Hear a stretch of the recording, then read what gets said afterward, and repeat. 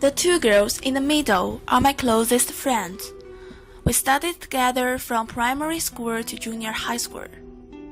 However, we went to different senior high schools.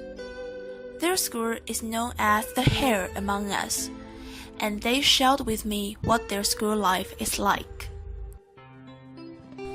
During year 1 and year 2, they only had 5 days of school a week, but in the final year, they used to have 6 days of school per week.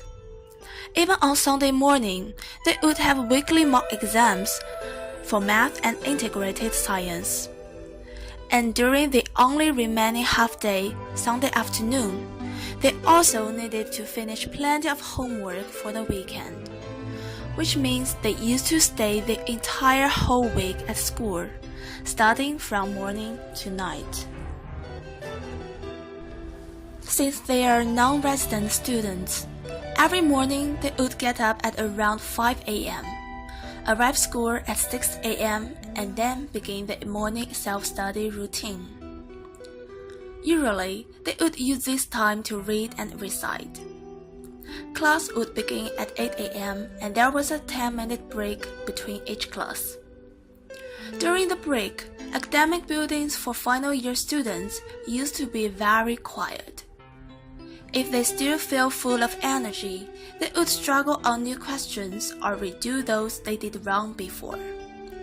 But since they were sleep deprived, sometimes they may feel sleepy. Then they would seize the time to have a nap to power them up. During the lunchtime and the dinner time, they won't rush to the canteen anymore. Instead, they would stay 15 or 20 minutes more in the classroom in order to avoid rush hours and save more time for study. Also, they would have what was called night classes every night, which ended at 11:30 p.m. or even later.